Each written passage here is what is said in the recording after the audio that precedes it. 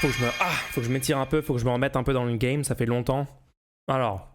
Certains sans doute pas, mais je suis une femme trans.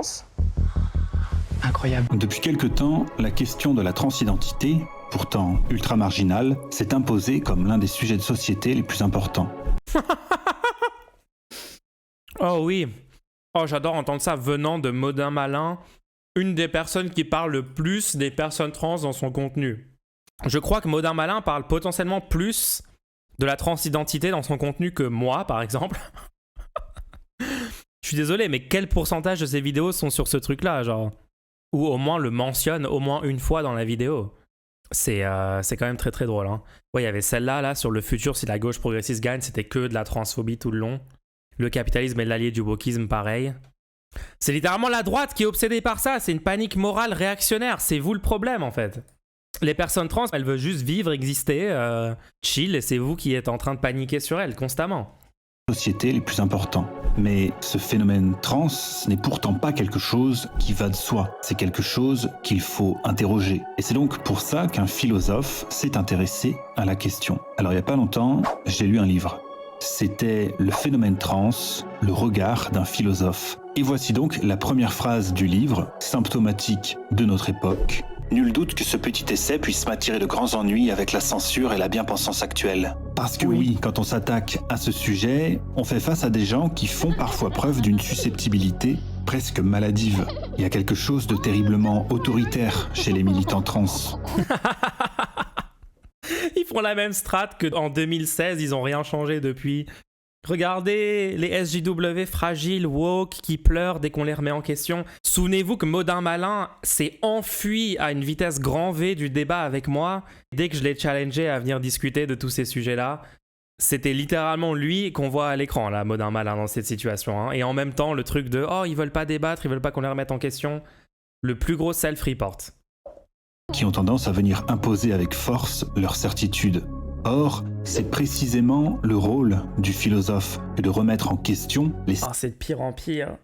Oh, comment il s'enfonce, Modin Malin.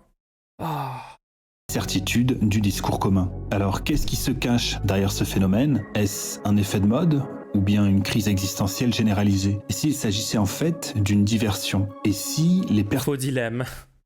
C'est pas soit un effet de mode, soit une crise existentielle. Genre, de quoi il parle? Il est fou. En plus, présenter les personnes trans comme un phénomène purement récent, moderne, etc. Alors oui, dans les sociétés, dans la société française, dans les 100 dernières années, par rapport à comment la question était traitée avant, etc., oui, on en parle plus, on a une nouvelle vision dessus, etc., parce qu'il y a eu une lutte des progressistes depuis des décennies pour expliquer en fait le concept du genre, que le genre c'était différent du sexe, que y a des gens qui se sentaient plus d'un autre genre, qu'il y a des gens qui avaient un truc qui s'appelait de la dysphorie de genre. Et d'ailleurs, maintenant, c'est reconnu médicalement. La transidentité, c'est un truc complètement reconnu par toutes les institutions médicales respectables, françaises, anglaises, américaines, etc., etc. C'est-à-dire qu'il y a des gens qui, en effet, quand ces personnes vont transitionner socialement et ou médicalement, les personnes vont aller mieux. Ça veut dire le risque de suicide, le mal-être, etc., va fortement diminuer. C'est pour ça qu'aujourd'hui, médicalement, c'est reconnu et les médecins genre, sont littéralement en train de dire oui, pour améliorer le bien-être de certaines personnes, des personnes trans, tous ces soins-là sont nécessaires et sont positifs. Pas aux frais de la sécu, bah ok, donc pas aux frais de la sécu, t'as un problème de santé autre, on va dire c'est pas aux frais de la sécu, ça n'a aucun sens ce que vous dites les gens. Il y a plus urgent, d'accord, donc on va prendre une maladie qui atteint 10 personnes et on va dire il y a plus urgent dans le monde et donc du coup on va pas rembourser ça par la sécu. Arrêtez avec cette logique les gens. Bien sûr qu'il faut rembourser les soins pour les personnes trans par la sécu. Si votre but c'est d'assurer le bien-être des gens. Le problème c'est qu'on ne veut pas que nos gosses de 11 ans nous réclament des traitements hormonaux potentiellement cancérigènes. Pour des gens qui ont 11 ans, le seul traitement ça serait potentiellement des bloqueurs de puberté. Et j'ai vu aucune preuve que les bloqueurs de puberté utilisés actuellement sont cancérigènes. Si tu as des sources pour ces affirmations-là, n'hésite pas à les partager. Je vais le considérer comme de la désinformation, jusqu'à preuve du contraire.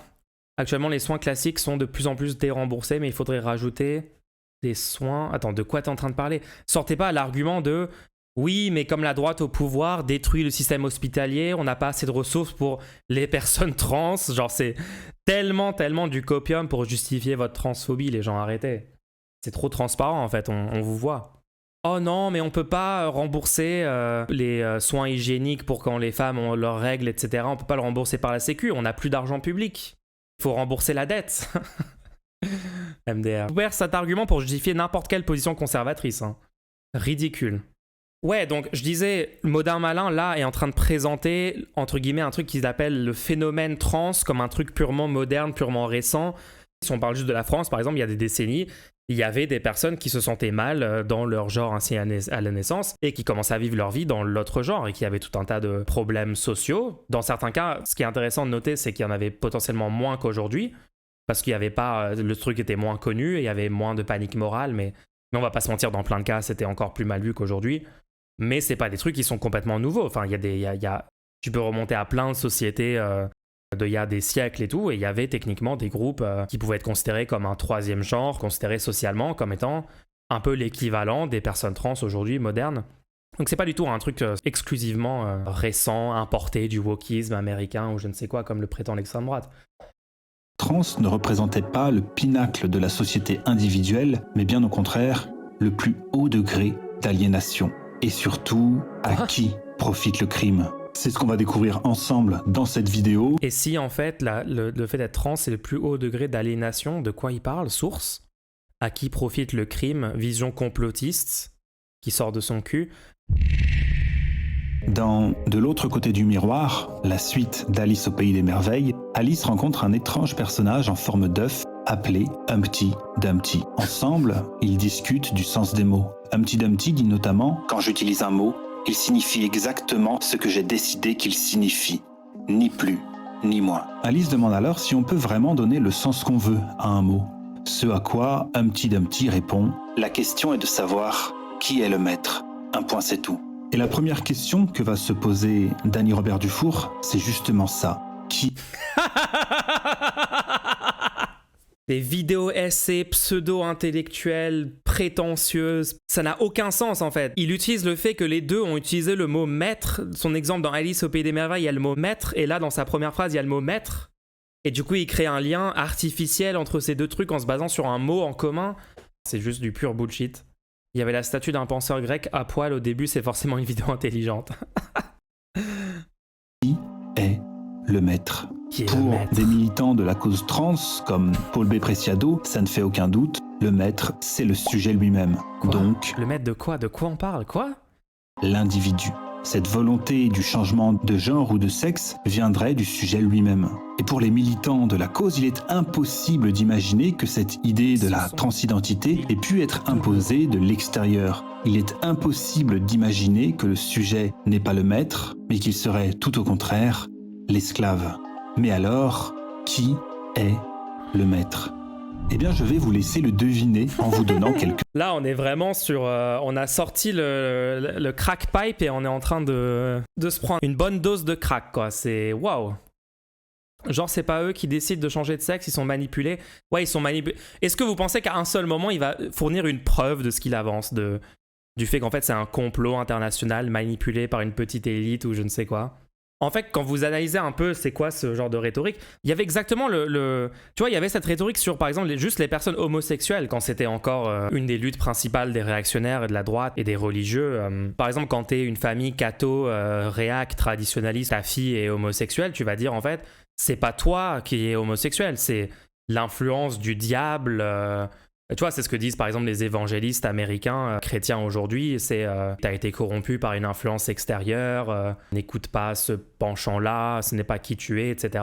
C'est exactement ça, mais pour les personnes trans, ça veut dire c'est pas vraiment ta volonté propre à toi, tu es manipulé par un mouvement, c'est une mode, etc. C'est le truc de être gay, c'est une mode, c'était une des rhétoriques principales des réactionnaires dans les années 80, 70, enfin c'est un truc qu'on a entendu partout en fait. Alors que la réalité, c'est qu'en fait, il y a un lobby. Le vrai lobby et le vrai complot, c'est un complot conservateur pour conserver les normes de genre, pour conserver le patriarcat, pour conserver ces trucs-là qui, là, sont par contre vérifiés dans les faits et on peut pointer techniquement des preuves empiriques de tout ça qui a lieu tous les jours, tout le temps, partout, en France et dans le monde.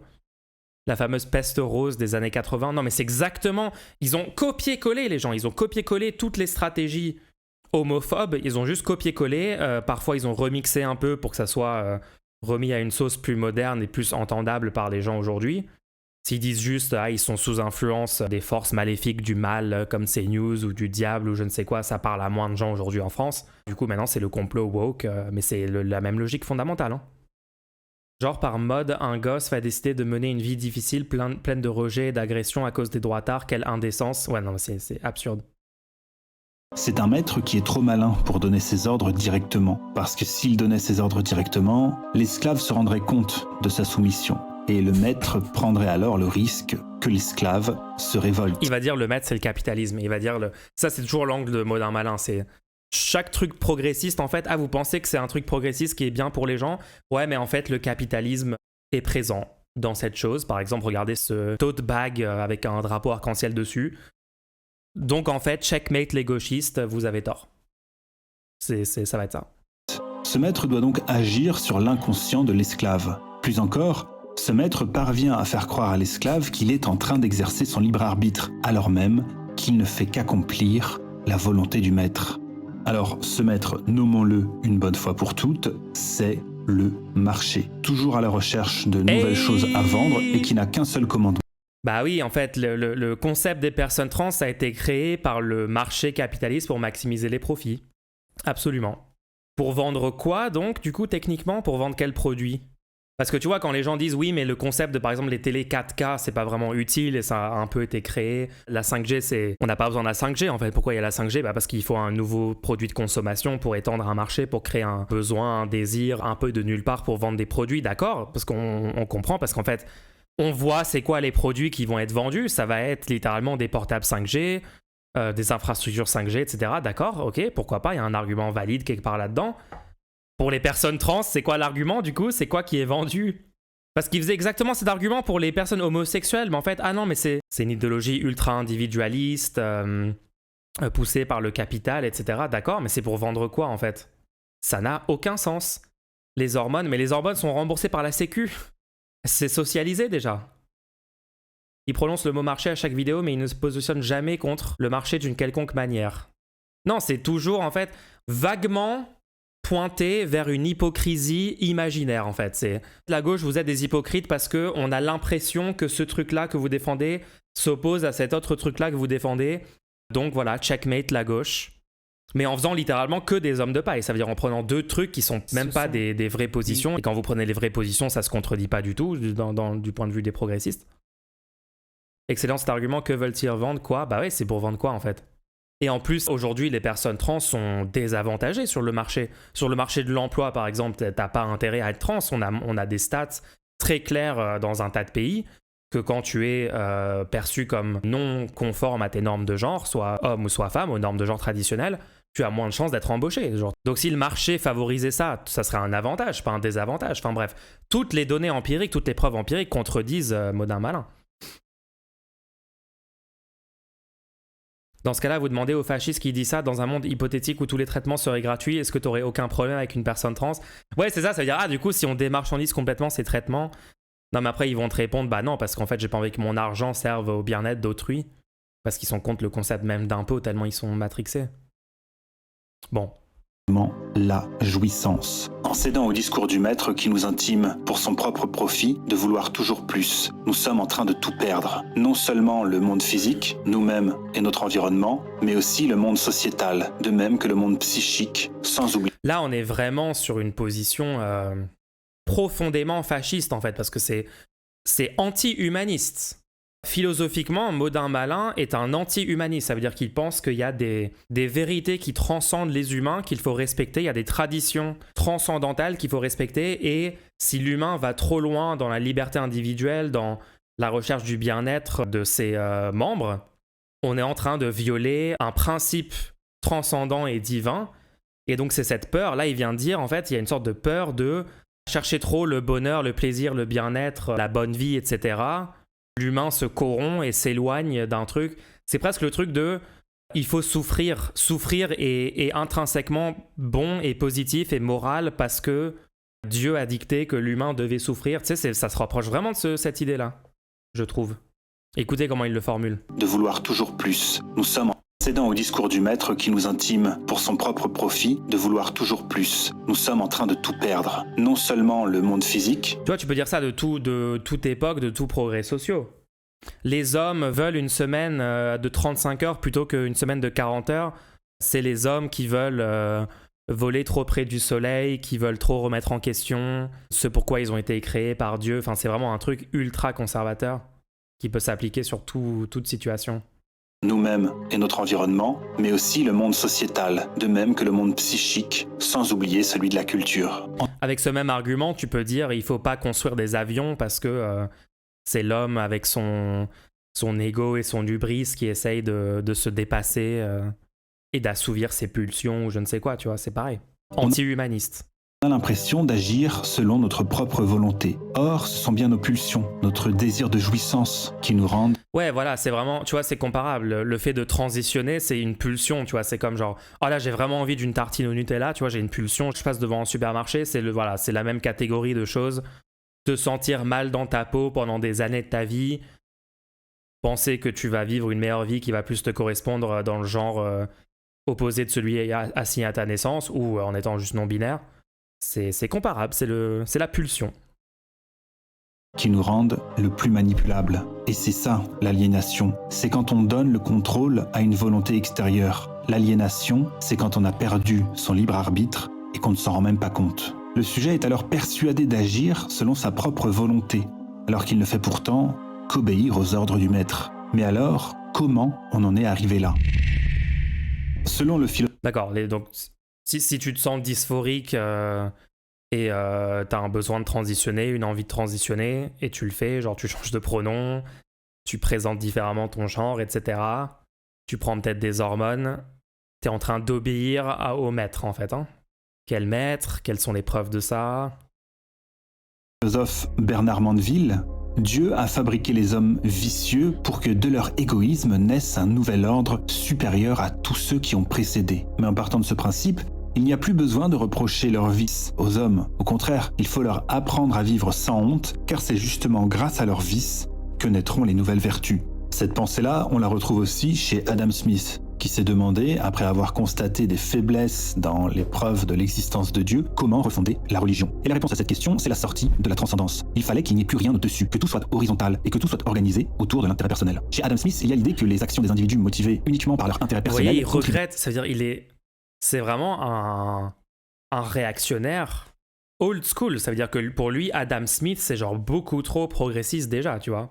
C'est-à-dire le fait même que les humains essayent de rechercher le bonheur est un problème parce que ça viole des principes transcendants très très très conservateurs religieux, son truc. Hein.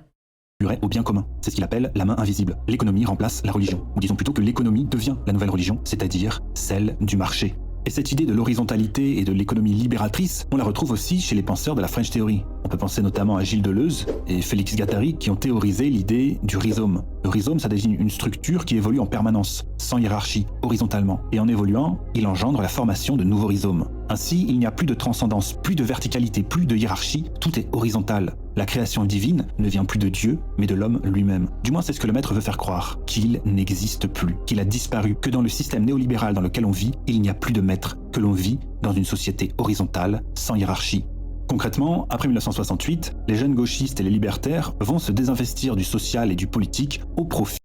Donc d'accord, donc on n'apporte aucune preuve et on va juste changer complètement de sujet maintenant pour parler de mai 68. Ah là là. De l'individu. C'est ce qu'on appelle le passage du social au sociétal. Une analyse qu'on retrouve aussi chez des penseurs comme Kluskar ou Michéa. Ouais, donc après 68, tu vois, là les progressistes, la gauche et tout, il n'y a plus du tout eu de progrès sociaux, de remise en question du système économique, de toutes ces choses-là, pas du tout. 80 par exemple, 1980 avec Mitterrand, il n'y a pas eu une 5e semaine de congé payé. Hein. Si vous pensez ça, vous rêvez en fait, vous l'avez rêvé.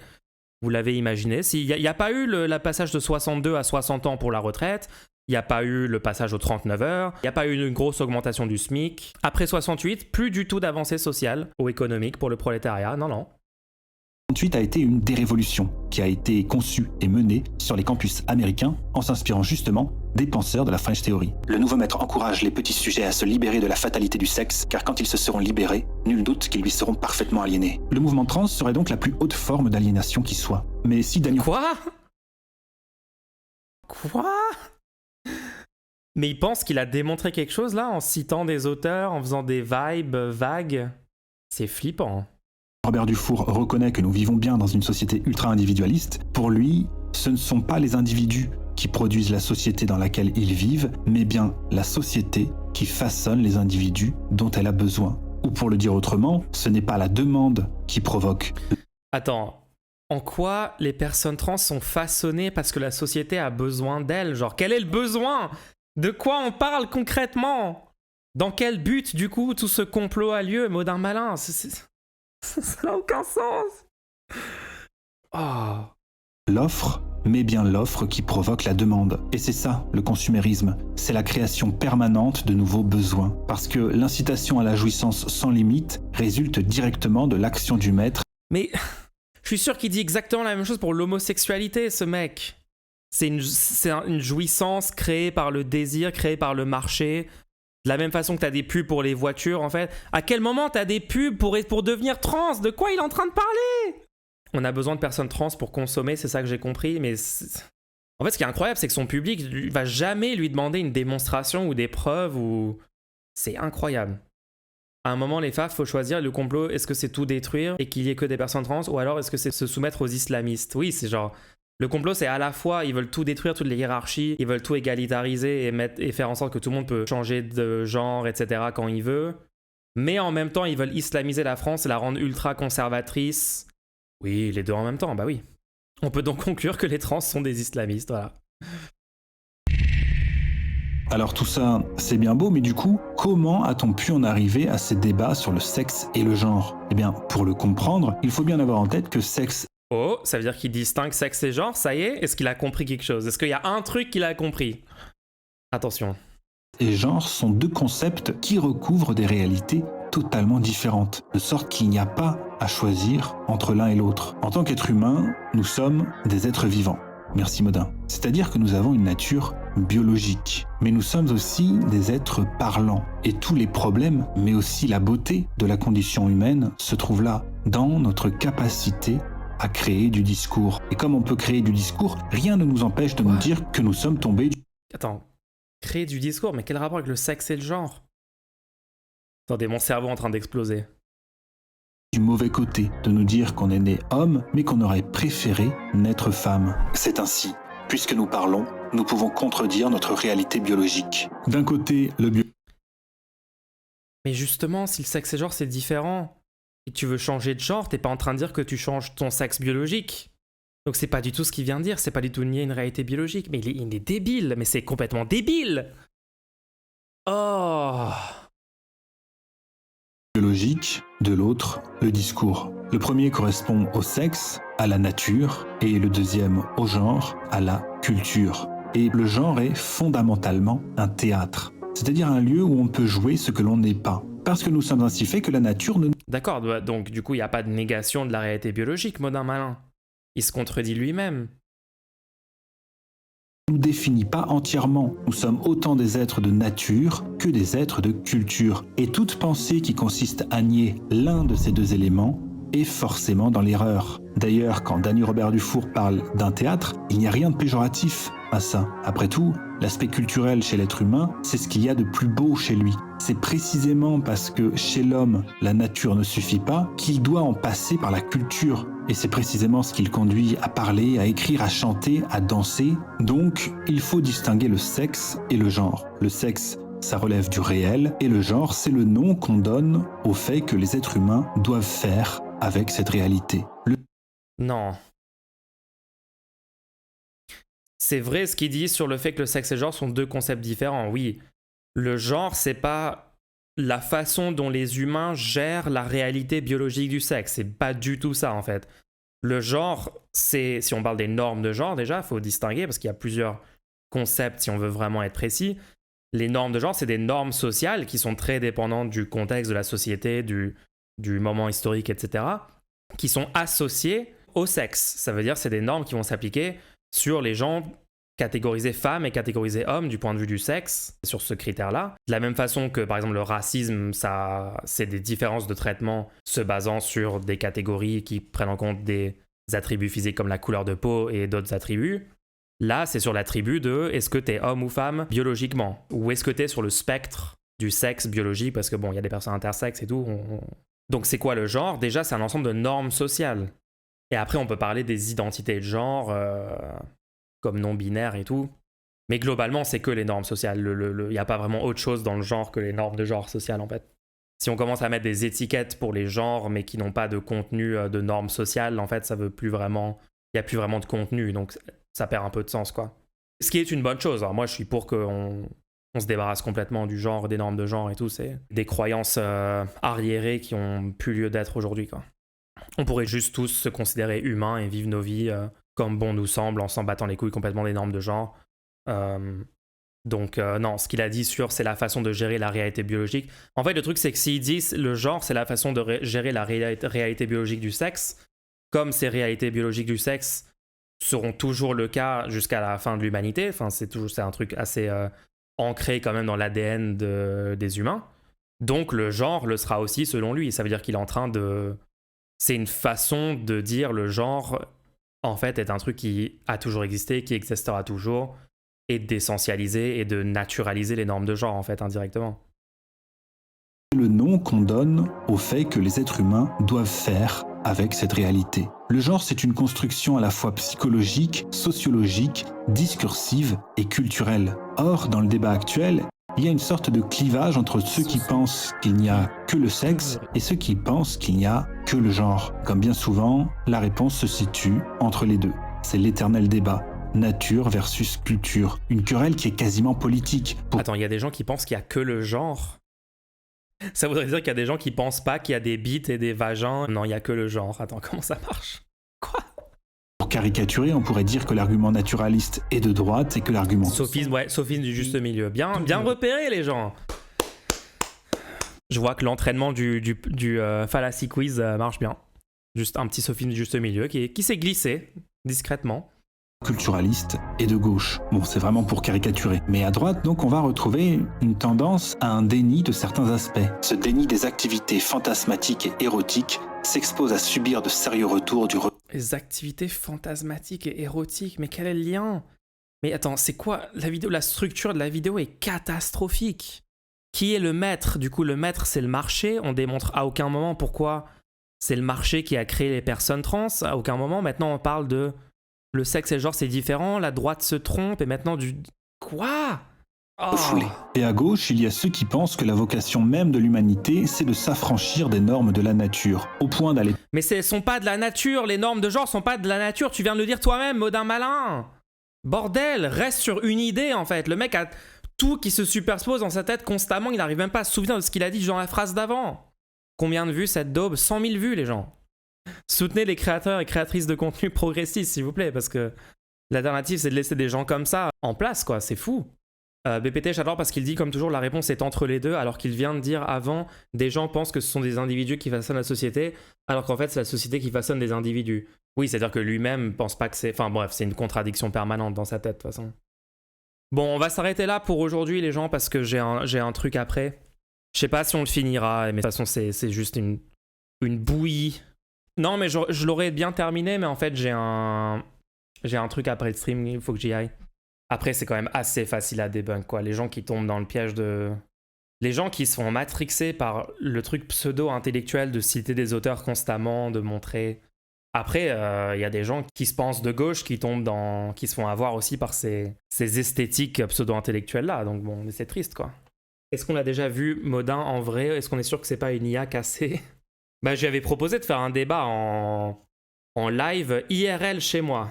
Bizarrement, il a pas accepté.